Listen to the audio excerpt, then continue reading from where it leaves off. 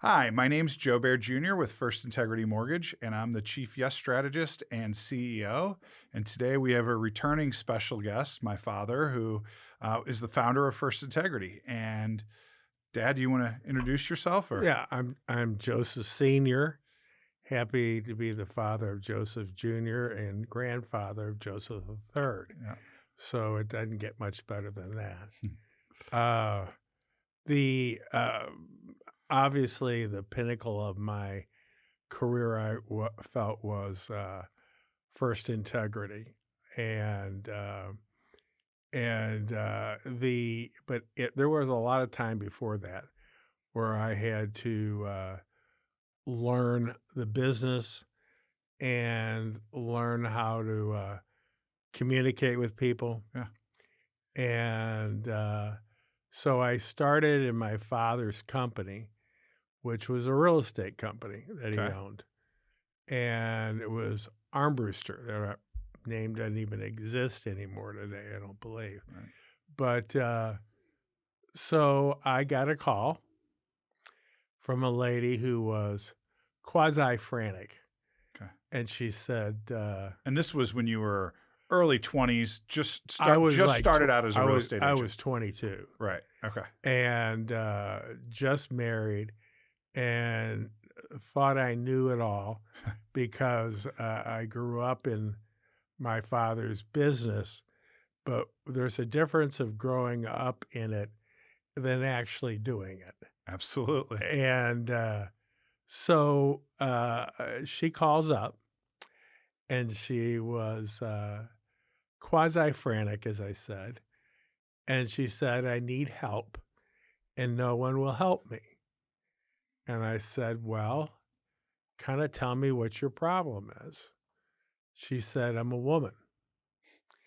And I said, it was like, okay. So putting that aside, how is your credit? And do you know what your credit scores are or anything like that? She said, I have no idea.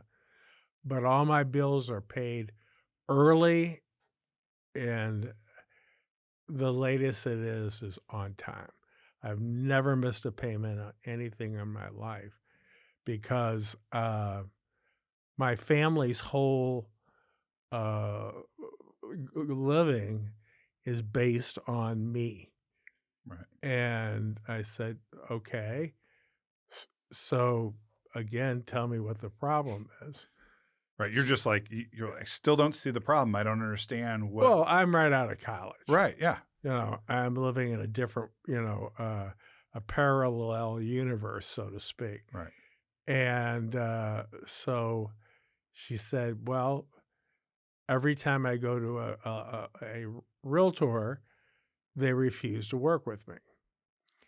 And because I'm a woman, a single woman. And I said, doesn't seem like a crime against the state to me. So what else is the problem? Well, the problem is that lenders won't talk to me.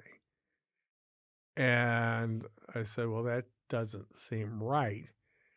And I thought maybe. Yeah, and this is the early 70s. You've Right. got rose-colored glasses on Right. right out. You're 22 years old. You're like, how? Okay, that doesn't make common sense. It doesn't make I don't common get sense. it. It Right. doesn't make common sense. So, and truthfully, it ticked me off. Right. And so I met with her, and then she explained the whole problem. They were living in an area that was crime-ridden.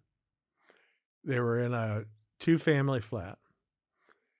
Her mother was wheelchair-bound, That and strikes a little bit now, huh? it does.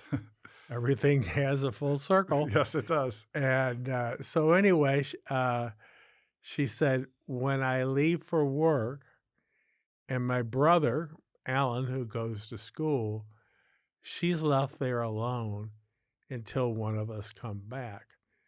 And the house is always being broken into. My mother is terrorized. And I swore to my father on his deathbed that I would take care of Alan and Mom, and I'd make their life a better quality. She said, "That's my purpose in life." Right. Even if you're a married woman and you needed your income to qualify for a loan, they would only count half Wow. unless you were what they determined were beyond childbearing years. Wait, and how many years ago was this, right? I I mean, know it seems like 100 studio years, audience, right? It's right? crazy. Well, and you know what? Right. It even seemed crazier than me. Right.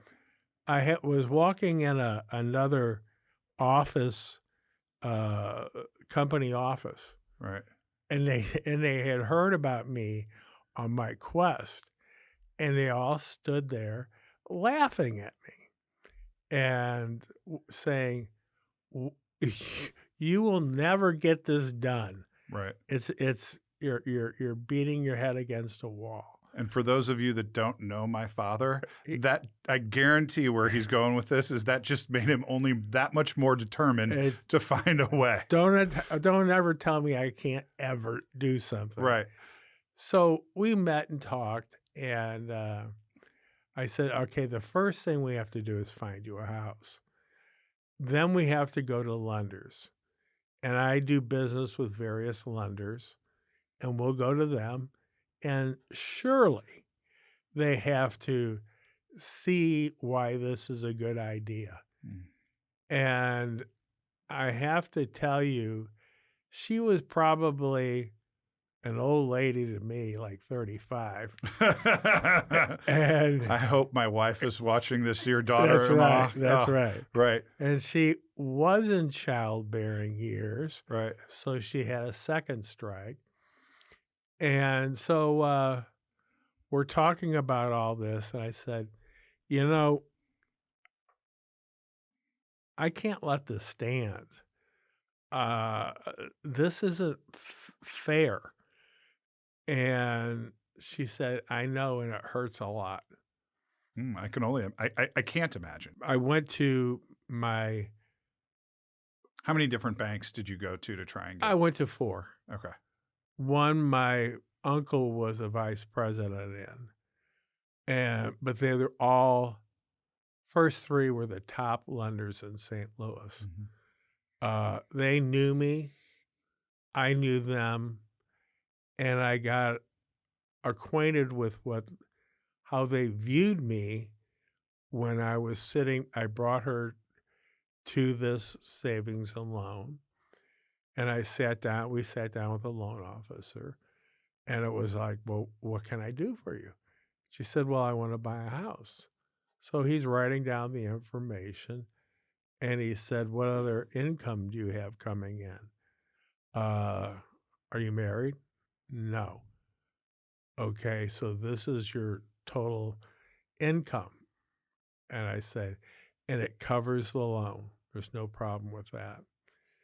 He stopped the conversation and he said, "Joe, can I talk to you privately?" And I said, "Absolutely." So we both got up, went outside of the conference room. He said, "What are you trying to prove?" I said, "This lady needs a loan, and she most certainly deserves it. And I want you guys to get out of their comfort zone and consider her as an individual."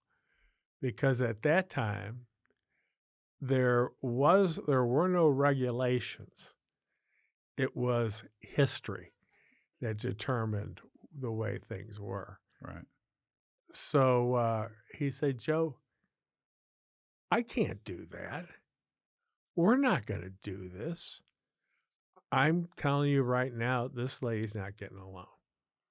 I said, "Okay, well, I appreciate the time." I said, "We're going to move on."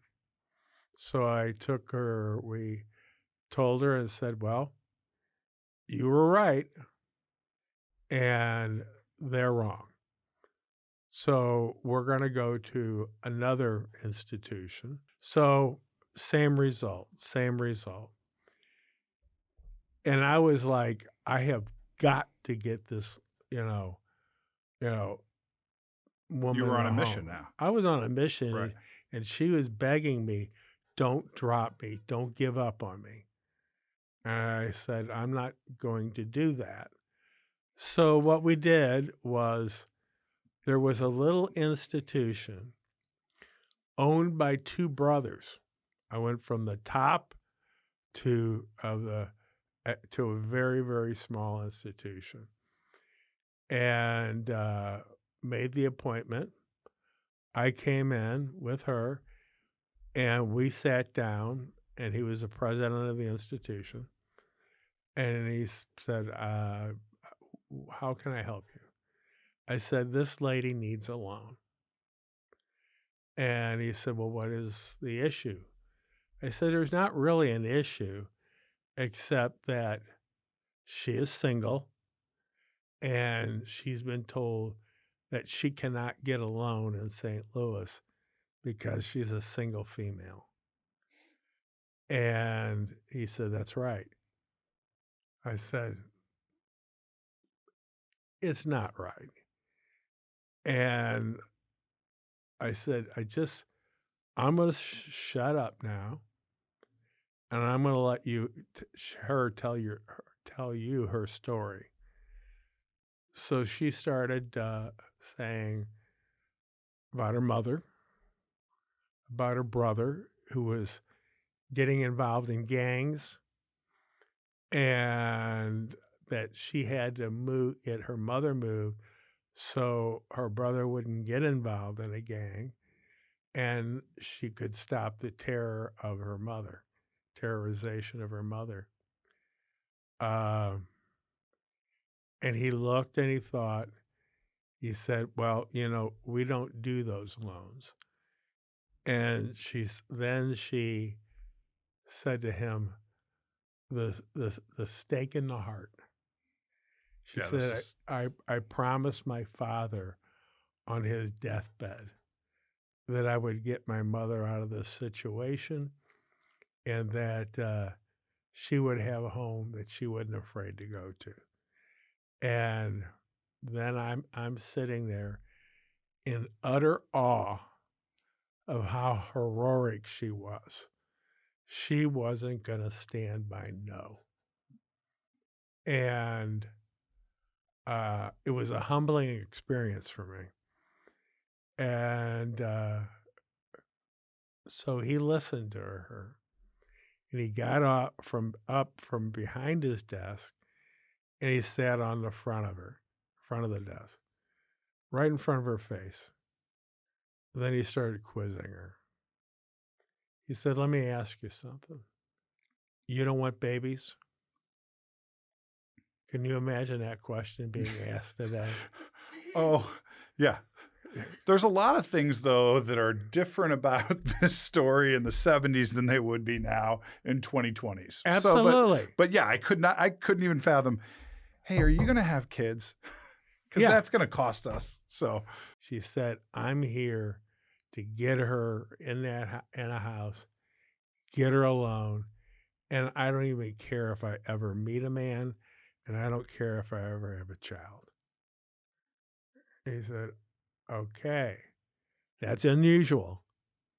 And she said, "That's how committed I am." So he started asking her about her job, how long she had been there for a long time, totally committed to it. And he swung back around. He said, "Are you sure you don't want to have babies?" And and she said, "There will be no babies. I'm here until that house is paid off." So I'm here until that my mom's in the house is paid off, and that's all I can say. That's the most important thing in life. And so he sat there, and he kept, you could see his mind was clicking. How am I going to explain this to the board of directors? Right. that we're making this loan, that we make this loan to this single woman who doesn't want to have babies, doesn't want to be married, um, and she's on a crusade. And finally, he started nodding his head. And understand, we filled out no paperwork. He said, "Well, ma'am,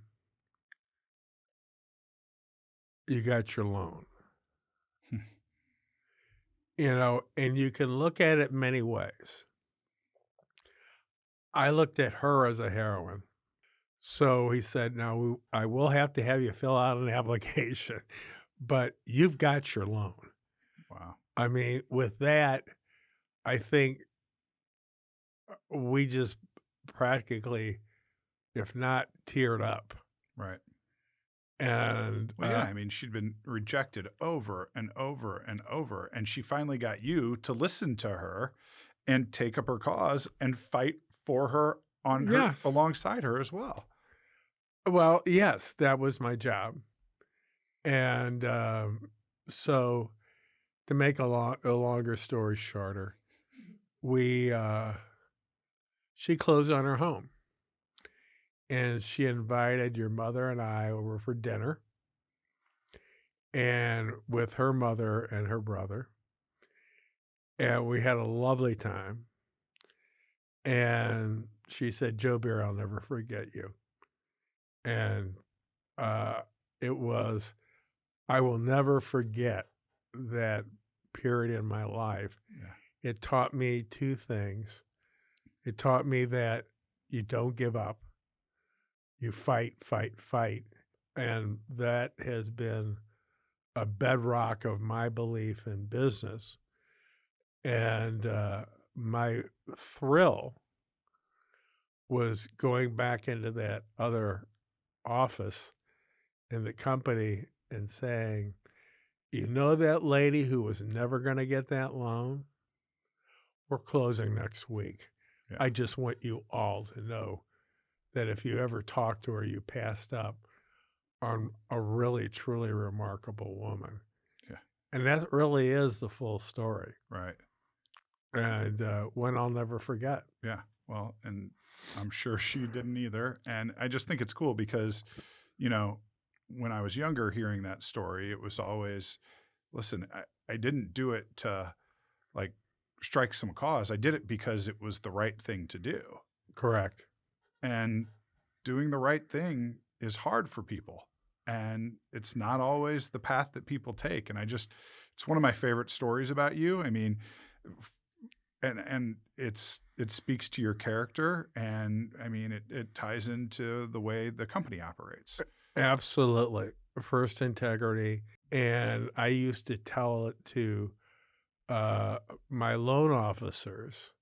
We treat everybody equally, and you don't give up on a good person. Yeah, because And the likely reality that you said before is that was probably the first home loan for a single female in St. Louis. I believe it was. Yeah. I believe it was. And then things got easier over time. Right. And so it was a learning experience, to say the least. Absolutely. That's cool. Very cool. One of my favorite stories. Thank you. Yeah.